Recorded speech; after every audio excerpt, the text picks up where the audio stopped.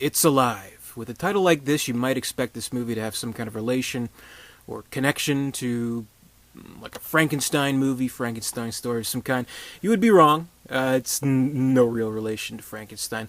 What this movie is about, it's about this nice couple living in California, husband and wife. They have a nice kid, seemingly very normal, well-to-do.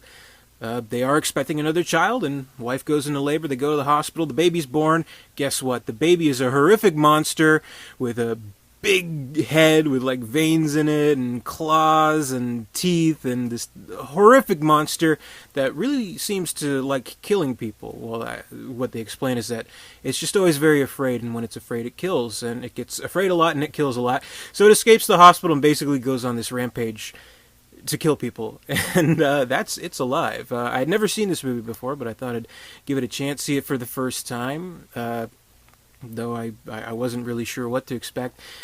And actually, one thing I'll say, it does somewhat connect to Frankenstein in a really weird way.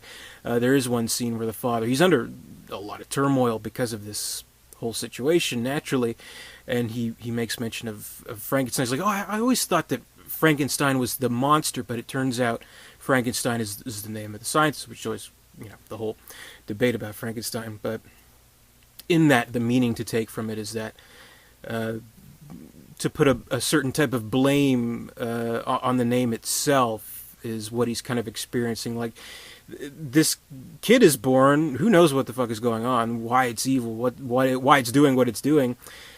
And a lot of people are coming to him about it and saying, well, what'd you do? Basically stuff like that. So what's kind of interesting about the movie is that it follows like a media frenzy about it, which is interesting because you don't see that too often. Like, of course, if this demonic kind of baby thing were to be born, newspapers would be all over it. Which you don't see in like horror movies, like as an example, something like, say like Friday the 13th. Like, how many times do they go to that campground where it's like, you'd think there'd be news reporters swarming all over, like, this is where a murder took place, this is where several murders took place, why are you going back here? And like putting microphones in front of kids' face, things like that. It'd be swarming with reporters, but maybe in that film series, even the reporters are too smart to to go to the campgrounds. It's just the stupid kids.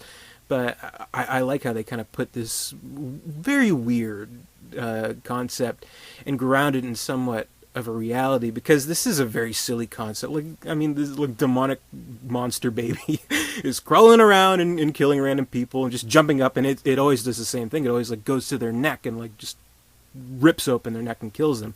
That's basically it. Lather, rinse, repeat throughout the whole movie.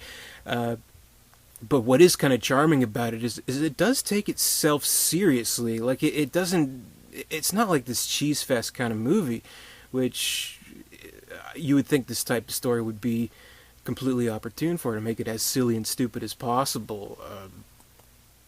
Apparently they remade it. I haven't seen that. I haven't seen the other two. This is a 3-pack DVD, actually, with It's Alive 2, It Lives Again, and It's Alive 3, Island of the Alive, so apparently there's just much more story to tell.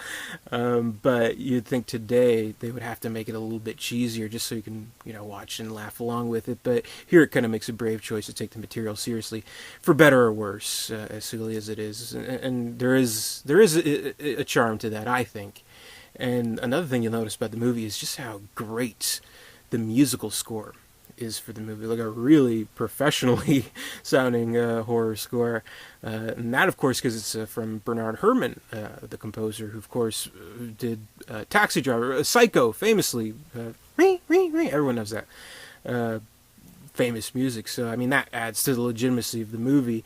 Again, for better or worse. So I think if you can watch this and get some kind of humor out of it, it might work all the better because it takes itself so seriously. Because, like, in movies that they do that, like sci-fi, Monster Shark, Sharkmania, Sharktopus, whatever the fuck those stupid movies are, they know they're stupid movies, and they play along with it, and they anticipate that the audience is going to goof on it itself. But it takes a very special kind of movie to just take itself seriously and let you do the laughing yourself and make the jokes yourself, which I'm not saying is completely an intention of this movie, but there's opportunity for that in this silly movie. So I don't know, I kind of enjoyed it, kind of didn't. It's really hard to say. At the same time, like, I do kind of wonder where they would take this story. Like, not to give too many spoilers away, but what they hint at the end is that this may not be the only baby that's coming out like this in the world. And there's a lot of speculation. Is it because of, was the mother doing drugs? Was she around X-rays? Chemtrails, whatever. Speculation like that. And learning that there are more, so I kind of wonder, well, is it just going to follow this specific baby from this specific movie? Will they do the Omen thing? Will they follow it into adolescence, into adulthood?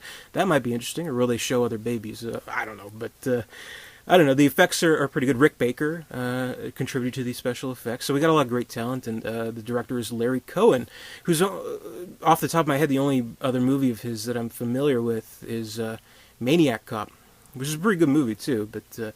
This one, it's hard to say. I can't claim this to be a horror classic, but I don't know. It has its charms to it. I'd say check it out. It's alive. Not a bad flick. 70s horror with demonic babies. What more can you ask for? So there's plenty more 31 Days of Horror reviews to come. Stay tuned for more.